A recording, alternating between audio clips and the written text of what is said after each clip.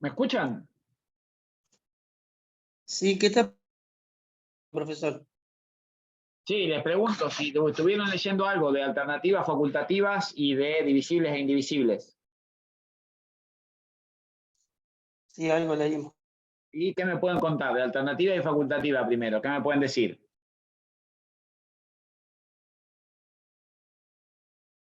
Facultativas.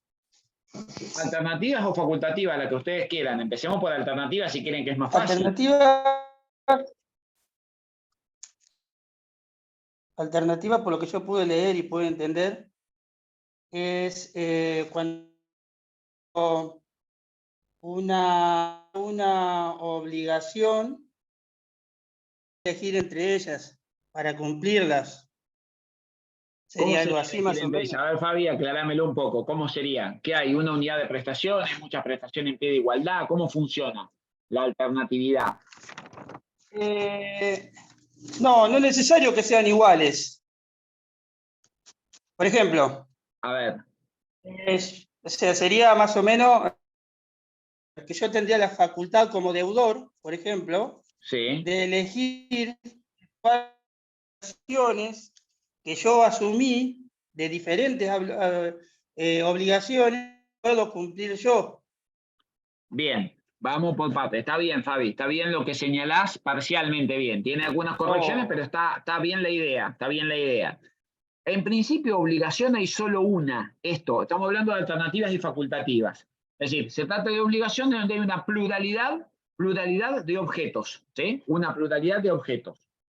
La obligación es única, es una obligación, y la obligación tiene diferentes prestaciones que están todas en un pie de igualdad. Por eso se denominan obligaciones alternativas. ¿Por qué? Porque alternativamente el deudor o el acreedor pueden elegir con qué prestación de la obligación se van a satisfacer la obligación por entero. El ejemplo es muy sencillo, vayamos con la alternativa que es bien fácil. Ezequiel Zavale debe a Viviana Guevara, o si quieren bueno, se me fue Fabián, se me fue, pasó abajo porque se agregó una compañera. Debe, en virtud de una obligación, tiene que entregar una computadora HP, un teléfono Samsung S20 o una PlayStation 4 con 500 discos con un disco de. No debo las tres cosas. La obligación es una sola y solo me voy a liberar o me voy a liberar cumpliendo con una de las tres. No es que tengo que entregar la computadora, el teléfono y la PlayStation, porque ahí no sería una alternativa, sino que sería una obligación de objeto plural conjunto. Tengo que entregar las tres cosas para liberarme, es como si fuese una única prestación. Acá lo que caracteriza a las obligaciones alternativas es que el objeto es disyunto. ¿Qué es el que es disyunto? Yo tengo 2, 3, 4, 5, 6 posibilidades de cumplir.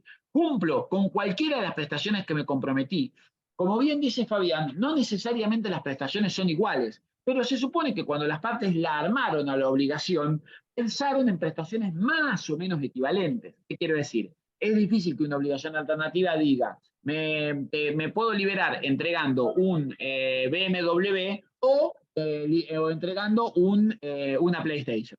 Normalmente son cosas, ¿sí? Objetos que hacen al elemento central de la obligación, que están más o menos en pie de igualdad. Por esto digo, che, entrego una notebook HP, entrego un S20 o entrego una PlayStation. Todo ronda aproximadamente los 150.000 pesos, 100.000 pesos, 150.000, 200.000 pesos. Al día de hoy, digamos, el día que estamos grabando la clase, que es, ya aclaro esto por las dudas, abril de 2023, digamos, cuando escuchen esto, no sé, el año que viene esta clase, algunos alumnos o alumnas, el precio es irrisorio.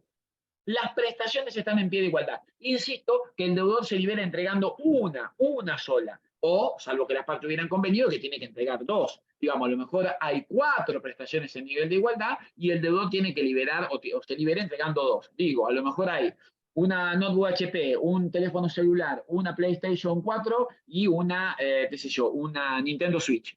El deudor se libera entregando dos de cualquiera de estos objetos que hacen a la obligación, digamos, ¿no?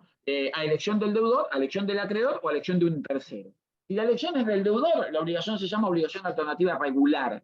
Si la obligación es del acreedor, si la elección es del acreedor, se llama obligación alternativa irregular, y si la elección es de un tercero, también tiene la característica o la circunstancia de la irregularidad porque elige un tercero ajeno a las partes. Normalmente el que se reserva la facultad de elegir es el deudor, que es el que tiene que pagar. Y como las prestaciones están más o menos en pie de igualdad, no hay ningún inconveniente en lo que va a elegir el deudor. ¿Por qué? Porque por más que elija lo que más vale o lo que menos vale, todas las prestaciones son medianamente equivalentes.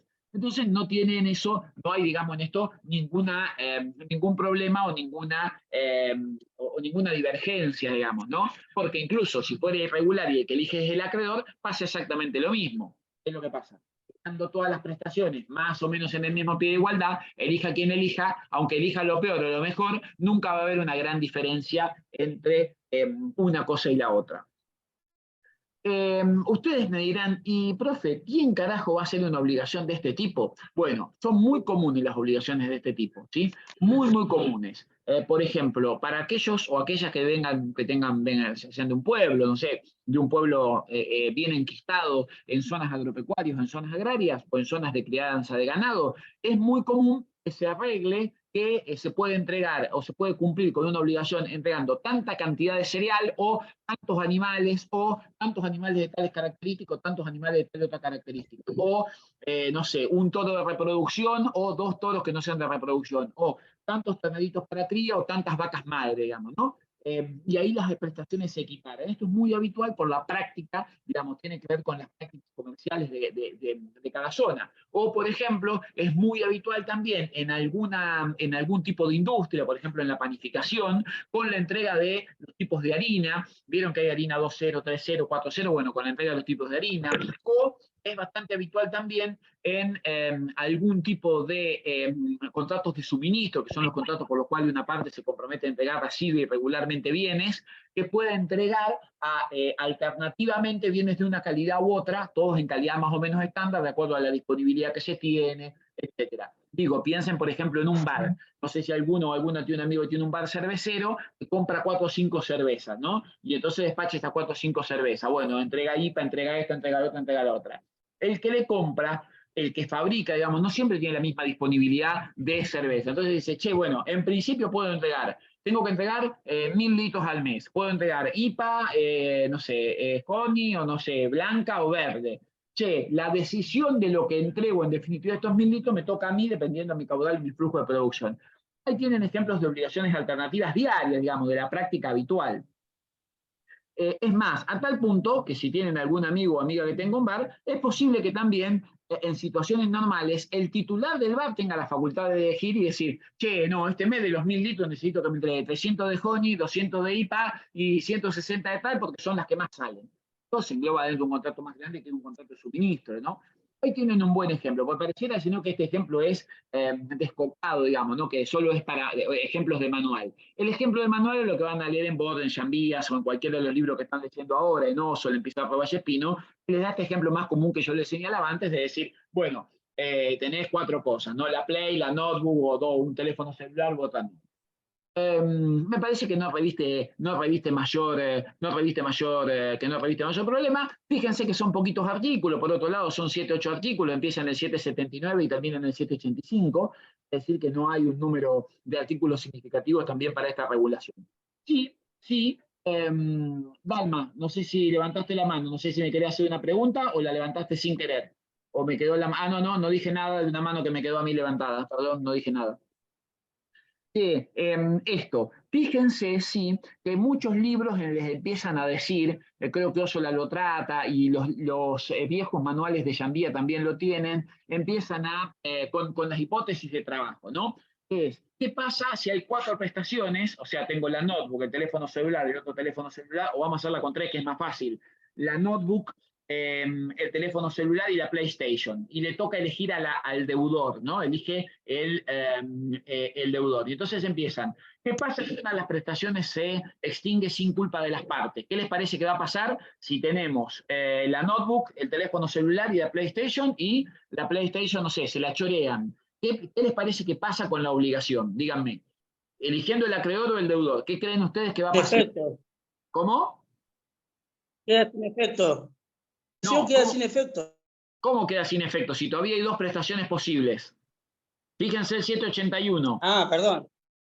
Tenemos tres sí, prestaciones. sí, Perdimos una que me la robaron. La tenía yo arriba del auto, yo te tenía que entregar otra cosa. Vos me chorearon a mí la notebook, la PlayStation, ¿no? Hecho de un tercero. Se perdió sin culpa de ninguna de las partes. ¿Qué pasa con la obligación? Y quedan prestaciones por cumplir, las que pueden Claro, reemplazarla. perfecto. Se concentra en las otras dos prestaciones que quedan por cumplir. Si se pierden dos de las tres prestaciones, o digamos, si se pierde la totalidad, se extingue la obligación. Ahí sí estoy con vos, Fabián. Si se pierden dos de tres, se concentra en la única prestación y te quedó y queda como una obligación de dar cosa cierta. Siempre que se pierdan o se deterioren sin culpa del deudor o del acreedor. Si se pierden o se deterioran por culpa del acreedor o del deudor, entonces ahí entra un juego de, bueno, ¿quién tenía que elegir? Si una cosa se perdió por culpa del deudor, bueno, el deudor ya no va a poder elegir esa cosa, tiene que elegir otra, o en su defecto tiene que pagar la indemnización de daños y perjuicios. Y si el que tenía que elegir era el acreedor y se perdió por culpa del acreedor, o elige esa y se da por cancelada, o elige otra y paga los daños y perjuicios por la que rompió, digamos. Es sencillito, fíjense el 781, que es un juego de a dónde van. Che, es como si se tratara en este caso de tres cosas que están, o cuatro o cinco, las que ustedes tengan en pie de igualdad. Bueno, y el que elige, si eligió con la que rompió él, o si, obviamente, si se rompió, digamos, si se deterioró, si se disminuyó, o simplemente se extinguió sin culpa de ninguna de las partes, bueno, se concentra en el resto. Ahora, si el deterioro, la pérdida, la rotura, la disminución del valor de unas cosas por responsabilidad de una de las partes, o elige ese, paga la diferencia, o paga la indemnización de daño, o elige con otra y respectivamente se paga la indemnización de daño, ¿no? No tiene mucho secreto. Me parece que en este juego es un juego bastante simple, sean tres hipótesis. Lo que pasa es que los artículos, los libros empiezan a decir, se extinguió por culpa, se extinguió sin culpa, una se extinguió sin culpa, otra con culpa y otra con culpa de la otra parte. ¿Cómo se resuelve? Bueno, siempre búsquenle la vía, para eso ya vieron obligación de cierta. Siempre búsquenle la vía de, cuando vimos obligación de dar cosas ciertas, vimos qué pasa con los deterioros de la cosa o con la pérdida de la cosa, ya sea por responsabilidad de una de las partes o sin responsabilidad de ninguna de las partes. Esto funciona exactamente igual, solo que con 3, 4 o con 2 prestaciones que están en pie de igualdad, digamos, no tiene acá ninguna significación. ¿Sí? Queda claro, el concepto de la alternatividad no tiene demasiado secreto, chicos y chicas, no presenta una complejidad mayor el tema, simplemente la cuestión de la alternatividad regular y irregular, y sí léanse bien detenidamente el 781, que el 781 y 782, sobre todo el 781, porque el 782, el 781 dado vuelta, que les va a presentar las características generales del tipo de obligación. Pero en general no presenta mayor dificultad, no tiene mayor dificultad, ¿sí? Sobre todo si han leído el tema, me parece que no tiene ninguna característica de dificultad. Les insisto que tampoco es una cosa que la van a ver así suelta en una obligación común y corriente. En general se ve en contratos más grandes, digamos, ¿no? Metida en alguna serie o tipo de obligaciones. ¿Preguntas sobre alternatividad, sobre obligaciones alternativas? ¿No? Fácil, me parece que no tiene secreto. Luego, fíjense que los libros les hablan de la contracara de las obligaciones alternativas, que son las obligaciones facultativas. ¿La tienen? A la facultativa, que son los 4 artículos que siguen, del 786 al 789. Fíjense la escasa importancia que tienen las obligaciones facultativas, y tiene solo 4 artículos. Tiene 4 artículos, a veces parece ser de que digamos, tiene alguna significación mayor quizás que la alternativa. Pero tampoco es una cosa que se presenta gran complejidad, no es de algo de tremenda complejidad. Cuando hay una obligación facultativa, cuando en la obligación hay un objeto principal, que es el objeto que se comprometió a entregar el deudor al acreedor, pero el deudor, solamente el deudor, acá no hay posibilidad de que elija el acreedor, como pasa en la alternativa, acá solo elige el deudor, queda facultado el deudor a reemplazar la prestación principal por otra cosa. ¿Sí? Yo tengo que entregar, como deudor, Ezequiel Zavala tiene que entregarle a Viviana, o si quieren el mismo ejemplo, a Fabián, una PlayStation 4 con un disco de 500, con 4 juegos en digital y con 2 joysticks. ¿Sí? Hay un único objeto de la obligación, ¿no? Hay una única cosa, no es que tengo ya 3 o 4 cosas en pie de igualdad como tenían la obligación alternativa. Tengo una sola. Pero quedo facultado, al día del cumplimiento de la obligación, o sea, al día de pago, quedo facultado ¿a qué? a cambiar la PlayStation y en vez de entregar la PlayStation, entregar el dinero, por ejemplo, para adquirir esa PlayStation a valor de mercado. O quedo facultado para entregar otra cosa. Ejemplo, no sé, una Nintendo Switch de tales características. O un celular Samsung S21. O un televisor de tantas pulgadas con Android TV. ¿Me siguen? La facultad de cambio es exclusivamente del deudor. No hay posibilidad de que el acreedor diga, no, yo no quiero esto. Obviamente no hay posibilidad. Si la parte lo puedo, no hay ningún problema. ¿Sí? Acá lo que estamos diciendo es que el deudor puede imponer el cambio al acreedor.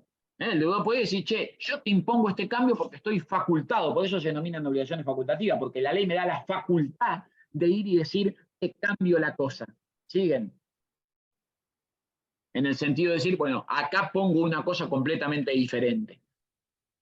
En caso de duda de si la obligación es facultativa o alternativa, que eso solo va a surgir de cómo esté hecho en el texto, digamos, todo escrito, cómo esté inscrito en el contrato, cómo esté el contrato armado, cómo esté la instrumentación armada, porque no hay, las partes cuando escriben, no escriben esto es una obligación alternativa o esto es una obligación facultativa. Salvo que tengan un abogado o abogada al lado, y a veces ni siquiera eso, digamos, tanto los abogados tampoco, a veces las abogadas tampoco queda claro en el texto. En caso de duda, ¿qué se interpreta? ¿Que la obligación es qué? ¿Alternativa o facultativa? Es alternativa. Es alternativa, claro. En caso de duda, la interpretación es que la obligación es alternativa, no que es facultativa. ¿Por qué? Porque la obligación facultativa, a diferencia de la alternativa, fíjense que tiene un articulito que cambia completamente el régimen, que es el 787, porque es como si se tratara de una obligación que depende de otra. Fíjense qué les dice el 787. ¿Quién lo puede leer?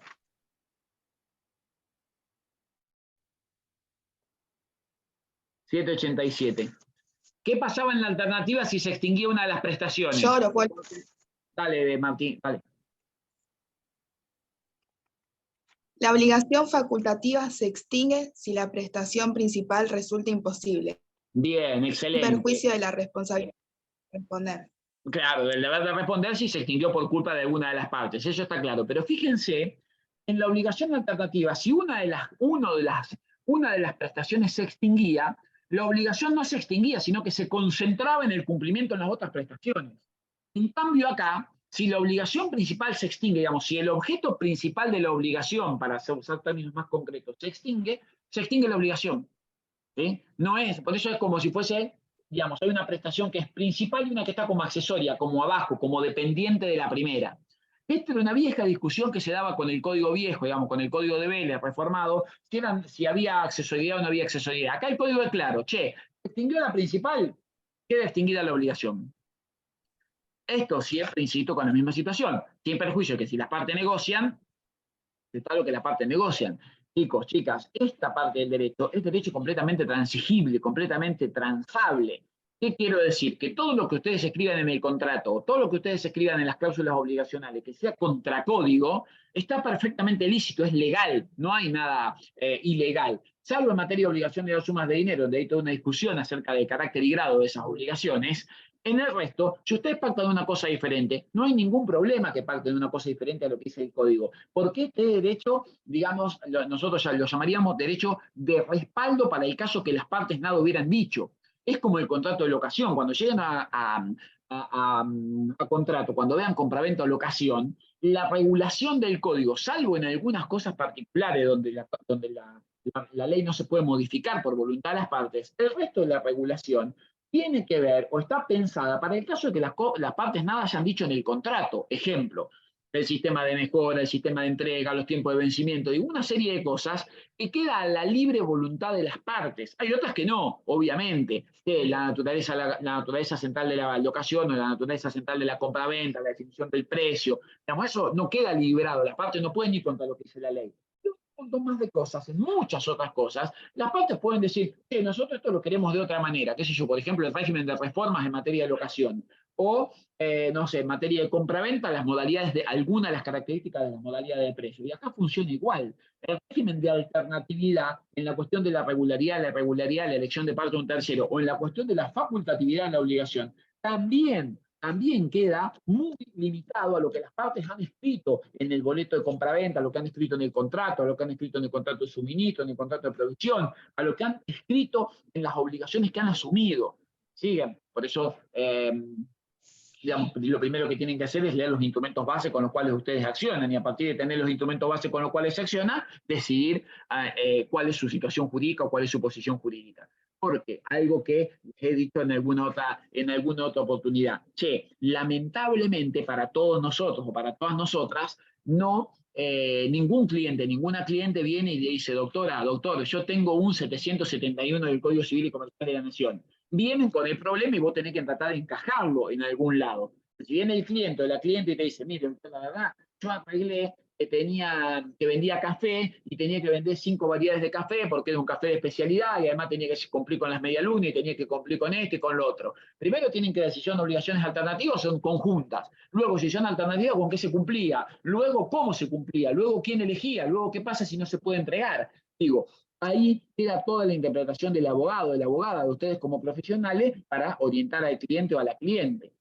Por eso, esto es algo que también que les insistimos bastante, es que cuando vengan a clase, vengan con los 5, 6 o 10 artículos leídos con alguna lectura, porque más allá de ver lo que dice el Código Civil, que es lo que les estoy señalando ahora, también vemos cómo se aplica esto. Por eso les digo los modelos de contrato donde se aplica, para que sea un poquito más que lo que dice el libro, lo que dice el Código Civil, y para que se vea el funcionamiento del sistema. Por esta situación, porque después ningún cliente o ninguna cliente les va a venir diciéndole, tengo un 778 del Código Civil. Vienen con el problema y voy a arreglarte para dónde salir. ¿Está? Entonces me parece que es un punto como centralizado. ¿Está claro lo de alternativas y facultativas? ¿Tienen alguna duda o alguna consulta sobre esto? Hola Eli, ¿cómo va? ¿Algo para aportar o agregar? Hola, ¿qué tal, chicos? ¿Cómo están? No, me pareció bastante claro, es un tema, como decía hace un ratito, bastante sencillo y que no haya mayores complicaciones. De todas maneras, ahí en el chat o por ahí de algo o demás, estoy ahí abierta siempre Bien, nos dicen, a las díganos si hay consultas. alguna cosa más. No, insisto, es un tema que no presenta grandes dificultades, pero cualquier cosa lo pueden leer y ver y nos pueden señalar, digamos. No lo hacen saber en el chat, le mandamos algún artículo para leer, si quieren alguna cosa así, pero no presenta grandes dificultades. ¿Está hasta ahí? ¿Alguna pregunta? Vuelvo a insistir, ¿alguna pregunta? ¿Quieren que arreglamos algún artículo? ¿Tienen alguna pregunta de algún artículo en especial? ¿Se toman 2 minutos para leer los 10 articulitos de cada cosa? Algo puntual que nos quieran preguntar de alguno de esos artículos que les señalaron, algo que hayan leído en el libro antes de venir a clase que quieran que veamos, alguna cuestión particular.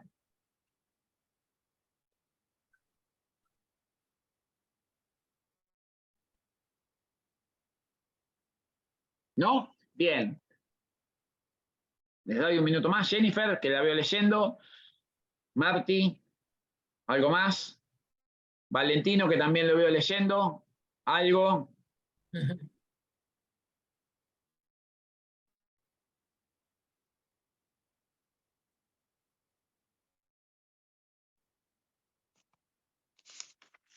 ¿No?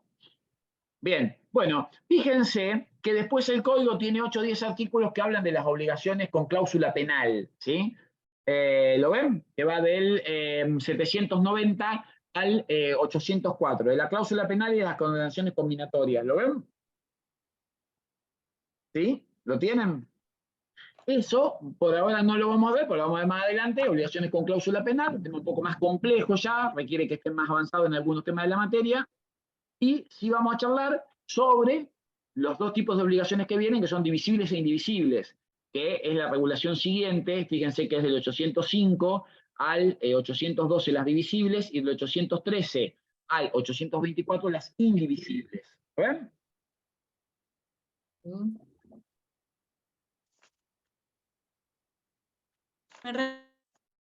artículo de las divisibles porque justo se cortó. Nayara, sí, fíjate, en el código las divisibles empiezan en el 805 y van hasta el 812. 7 articulitos. 85, 812. Gracias. Y las indivisibles van del 813 al 824. 10, 11 artículos. ¿Lo ven? ¿Lo tienen?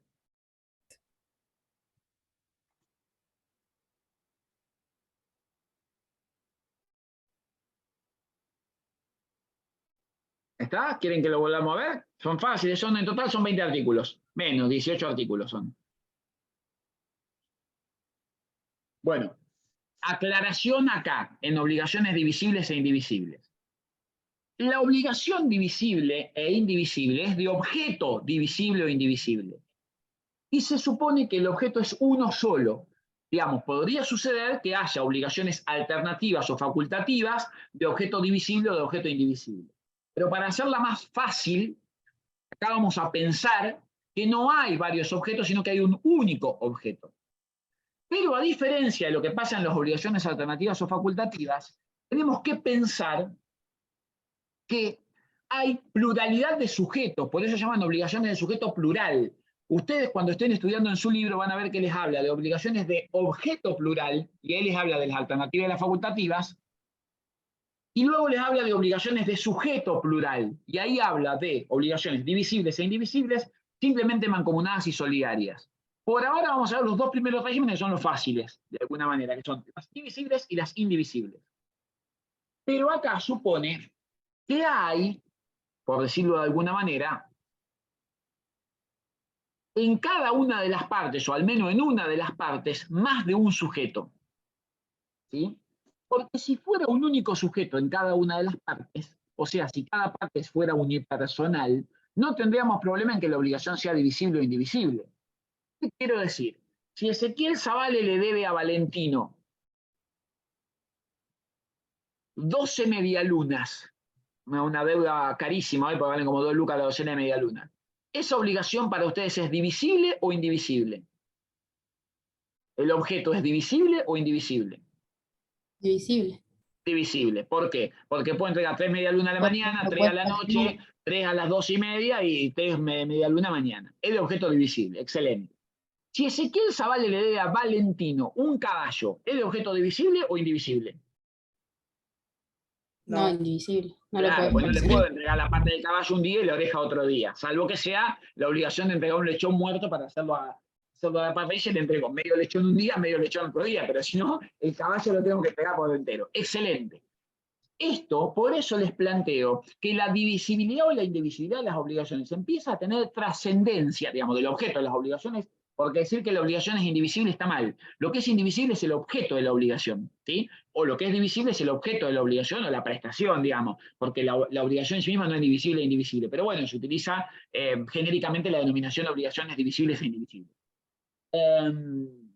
Ahora, ¿por qué les señalo que acá supone que una de las partes tiene más de un sujeto? ¿Sí? Tiene más de un sujeto pasible del cumplimiento. ¿Por qué? Vamos a suponer ahora que Ezequiel Zavale, ¿sí? Y Elina Serliani le deben a Valentino Badini 12 medialunas. ¿La obligación es divisible o indivisible?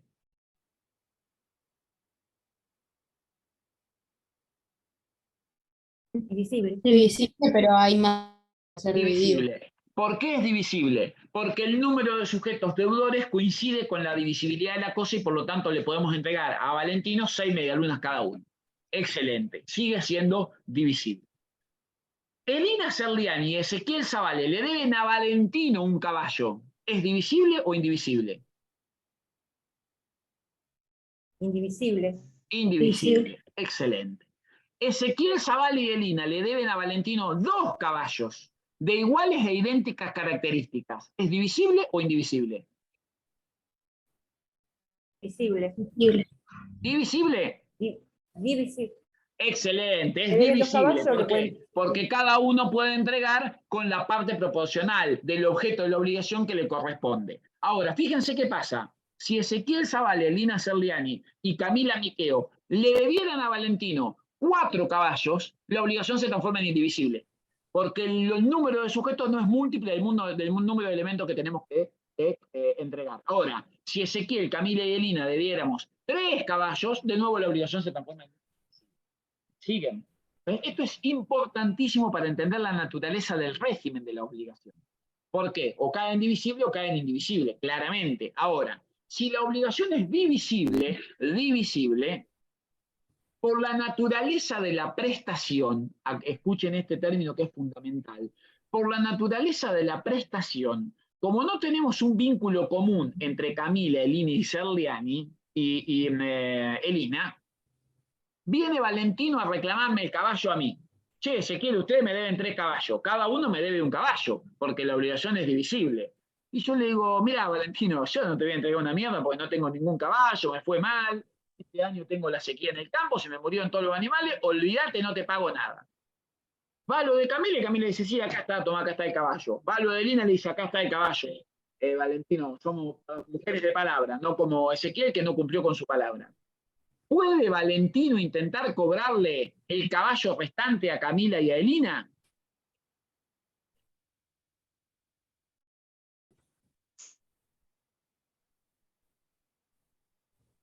No ¿Por puede, qué no porque es puede? divisible, o sea, cada uno debía una parte de Bien, excelente. No puede, porque cada uno debía una parte, exactamente. No puede cobrarle en las obligaciones divisibles. La insolvencia de uno de los deudores no afecta al resto de los deudores, porque cada uno debe su cuota aparte. Excelente, Viviana. No afecta, cada uno debe su cuota aparte. Clarísimo, clarísimo, clarísimo, clarísimo. Cada uno de los deudores debe su cuota aparte y no puede, digamos, no hay forma de cobrarle al otro, digamos, ¿no?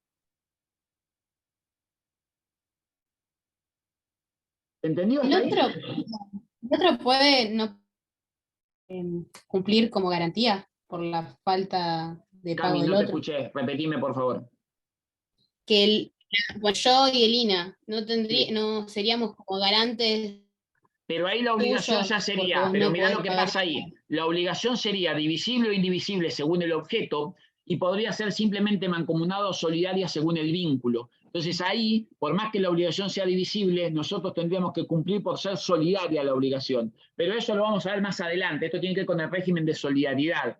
Eso, lo que vos estás planteando, Cami, muy bien planteado, que es lo que en realidad sucede muchas veces en el ejercicio profesional y lo que sucede en el comercio, comienza, no en estos artículos, sino cuando termina el 824, que habla de obligaciones de sujeto plural, y comienza en el 825, que dice obligaciones simplemente mancomunadas y obligaciones solidarias. ¿Ven? 825, 826, 827.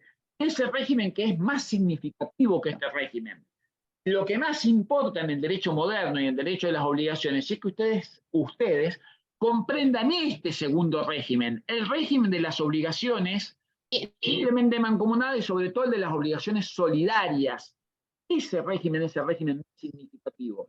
Lo que pasa es que la obligación puede ser solidaria en virtud del título constitutivo de la obligación, pero de objeto divisible o indivisible. En todo caso, ahí lo que cambia es la naturaleza de la prestación y cómo se tiene que cumplir. No por la divisibilidad o indivisibilidad del objeto de la prestación, sino por la naturaleza de la constitución de la obligación, que es lo que vos muy bien señalás, Cami, acerca de la obligación solidaria, que van a ver seguramente el jueves con Cristian o con Martín, si es que hoy terminamos, seguramente vamos a terminar porque no tiene mucho secreto de régimen, de las obligaciones divisibles e indivisibles, ¿sí?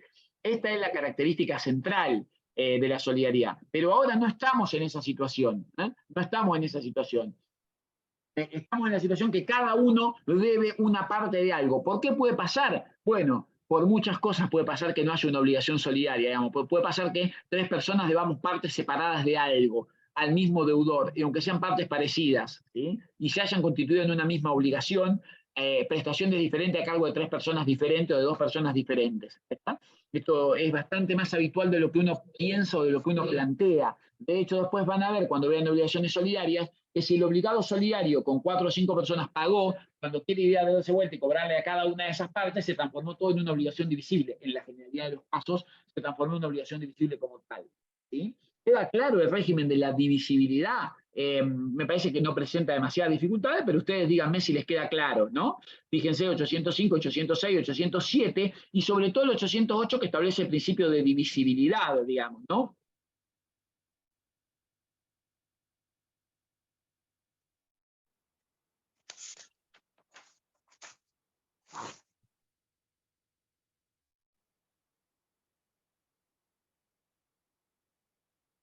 ¿Y algo que me quieran decir? Por mí quedó clarísimo. Bien. ¿Alguna duda los demás? ¿Las demás? ¿Alguna duda más sobre las indivisibles? Yo también entendí. No, quedó claro. Bien, buenísimo, me alegro por todas y por todos, me gusta que haya quedado claro.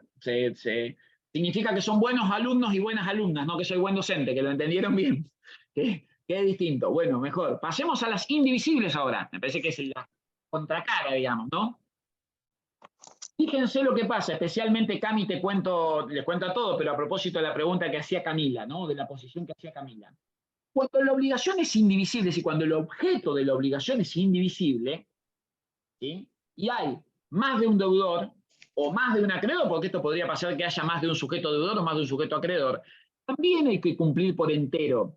Pero no hay que cumplir por entero en razón del título constitutivo de la obligación, sino en razón de la naturaleza de la cosa, ¿sí? Y acá sí se plantea un problema muy severo respecto del deudor que pagó por entero, pero no porque estaba obligado a pagar por entero en virtud de la naturaleza de la obligación. Estaba obligado a pagar por entero en virtud de la naturaleza del objeto que era indivisible. El mismo ejemplo, Elina, Camila y yo le debemos a Valentino un caballo. Valentino le dice a Elina, Eli, entregame el caballo porque la obligación es indivisible, a mí me da igual quién me lo paga, entregame el caballo. Y Eli le dice, dale, Valentino, acá tenés el caballo, yo te lo entrego y te lo doy. ¿Sí? ¿Quién pagó el caballo? Que vamos a suponer vale 500.000 pesos. ¿Quién lo pagó? Elina. ¿Puede Elina venirnos a cobrar a nosotros? ¿Puede venirnos a cobrar a nosotros? ¿Sí? Primero, ¿puede Elina decir no te pago nada, anda a cobrarle a otro? Puede. Primero, esperen, ¿puede Elina decirle a Valentino, no te pago, Valentino, anda a cobrarle primero a Ezequiel o a Camila? ¿Puede eso? Sí, también puede. Pero si no tiene con qué pagarlo, puede. Bueno, pero suponemos pedir. que está bien, pero vamos a suponer que tenga con qué Sí, porque- pagarlo. Tiene con qué pagarlo, pero igualmente dice, no, mira, no. cobrarle primero a Ezequiel o a Camila. Deudor y un acreedor, ponerse de acuerdo primero. Sí, está bien. Si fuera un deudor y un acreedor, está claro. El tema es cuando hay más de un deudor o más de un acreedor. Vamos a hacerla fácil acá, vamos a suponer que hay un solo acreedor. El único acreedor es Valentino. Y los deudores somos Elina, Camila y yo. Somos los tres deudores que le debemos un caballo a Camilo, a Valentino. Le debemos un caballo, qué sé yo, un caballo de salto, por decirle, que vale hoy 2 millones de mangos, 3, 4 millones de pesos, 10.000 dólares, un caballo de salto tranquilamente. ¿No? Che, Valentino vale y dice, che, Eli, vos entregame el caballo que me debés, porque yo quiero ir a saltar, quiero hacer esto, quiero hacer lo otro. Y Elina le dice, no, yo no te pago ni mierda, no, anda a cobrarle a los demás. ¿Puede Elina resistir el pago? No, el acreedor, creo entender lo que el acreedor tiene derecho a decirle a cualquiera de los deudores el cumplimiento de la Bien, prestación. perfecto, Vivi. ¿Qué artículo? Decime un número de artículo y ya me doy por satisfecho. El acreedor tiene el derecho de exigirle a cualquiera de los deudores el pago y el deudor tiene que pagar la totalidad de la deuda porque en virtud no de ser obligado solidario, no en virtud del título constitutivo de la obligación, sino de la naturaleza de la prestación, ¿sí? De ser el objeto indivisible. Díganme qué artículo, Vivi. Me decís qué artículo y ya me voy feliz hoy. No, porque lo leí hoy y yo ya no me acuerdo. ¿Alguno o alguna que me diga el artículo? 816. Muy bien, Jorge, muy bien, excelente, 816, excelente, 816. En la obligación indivisible, cualquiera de los acreedores le puede reclamar a cualquiera de los acreedores la totalidad de la prestación y el deudor reclamado no puede oponer el pago o no puede decir anda a cobrarle a los demás, tiene que pagar. Se dará vuelta y cobra, por la naturaleza de la obligación, por la naturaleza del objeto de la obligación. Excelente, excelente, ¿sí? Excelente. Después, ¿qué le va a pasar acá? Le va a pasar que si Elina me viene a cobrar a mí a Camila, nosotros le podemos decir, vos quién sos, no te conocemos, no tenemos plata, etcétera, etcétera. Pero insisto, en esto la obligación indivisible es muy parecida, no igual, ojo con lo que dicen en los exámenes, y por eso lo repito varias veces. La obligación indivisible es muy parecida en sus efectos a la obligación solidaria, pero no es igual, sobre todo porque, como van a ver después, la solidaridad se basa, este derecho en la solidaridad, surge de la naturaleza y característica de la obligación, del título constitutivo de la obligación. En cambio, en la indivisibilidad surge de la naturaleza de la prestación. Y si la prestación de pronto se torna divisible, o si el número de acreedores o deudores aumenta de forma tal que se transforma en divisible, cambia radicalmente la naturaleza de la obligación, lo que no va a pasar nunca en la obligación solidaria. ¿Sí? Entonces, tengan cuidado con esto, porque los libros, a veces, en el afán de reducir, dicen, bueno, esto es parecido, esto es igual. No es exactamente igual el régimen de las indivisibles que el régimen de las solidarias. ¿Sí? No es exactamente igual. Y además piensen que cuando hablamos, o cuando van a hablar la semana que viene, o esta semana, el jueves, de obligaciones simplemente mancomunadas y solidarias, están hablando sí o sí de obligaciones donde hay pluralidad de sujetos. En las obligaciones divisibles o indivisibles puede o no haber pluralidad de sujetos. Y lo que hay es un objeto cuyas características van a ser a la divisibilidad o a la indivisibilidad. El propio código, no recuerdo uno de los artículos, dice hipótesis de pluralidad de sujetos. Porque quiere decir que en la divisible e indivisible puede ser que no haya pluralidad de sujetos, sino que haya uno y uno. Es mucho más sencillo porque se transforma en una obligación de dar cosa cierta, digamos. Presupone necesariamente, de alguna forma, la existencia de varios sujetos, y no carece de sentido. Pero se los planteo porque, digamos, cuando estén leyendo, puede ser que esta duda les surja, ¿sí?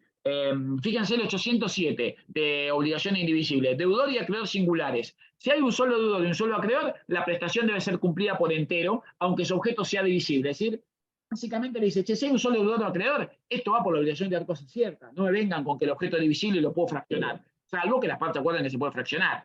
¿Ah? Pero si no, va por esa vía. Queda claro también la característica y naturaleza y circunstancia del tipo de obligación en el caso de la indivisible.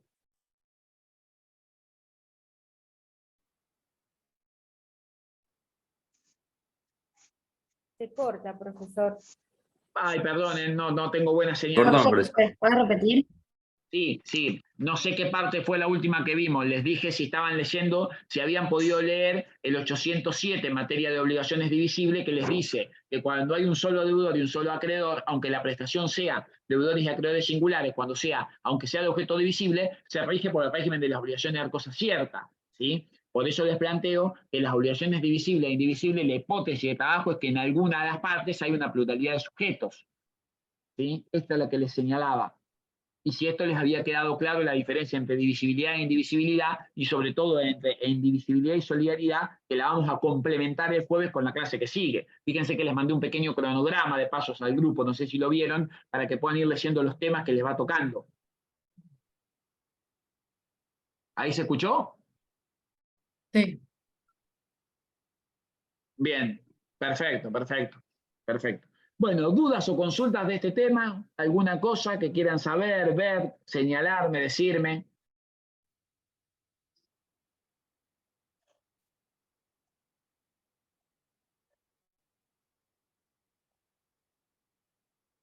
¿Los escucho o las escucho?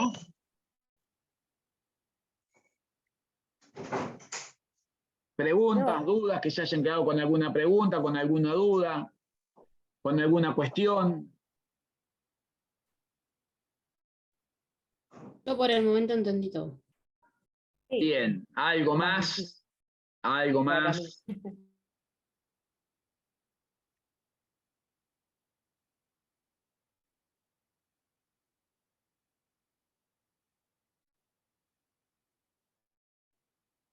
Bueno, esperen, miren lo que les paso entonces. Fíjense esto. Les mando el link de la misma clase, de esta misma clase del año pasado, ¿sí? Para que la vean. Ahí les mandé el link, está en el canal de YouTube. Véanla, después me dicen cualquier cosa el jueves, le preguntan a Cristian o Martín, o si me conecto yo, me preguntan a mí, o cualquier duda o consulta que tengan. ¿Está? ¿Lo tienen al link? ¿Quieren que se los envíe después por WhatsApp? Eso. ¿Sí? Por WhatsApp, por favor. Listo, ahora se los paso por WhatsApp. Bien, les paso, nada, no tengo mucho más para ustedes. Si se entendió todo, si no tienen dudas o consulta, las dejo, que pasen una buena semana y se juntan el miércoles. Para el miércoles lean los temas que siguen, que son obligaciones mancomunadas, obligación solidaria, obligaciones con cláusula penal, según el cronograma. ¿Están? ¿Qué más se escucha, che? Sí, se escucha cortado. Sí. Bien, excelente. Sí. Buena semana. Bueno. Chao. Chao. Igualmente. Hasta luego. Adiós. No, gracias.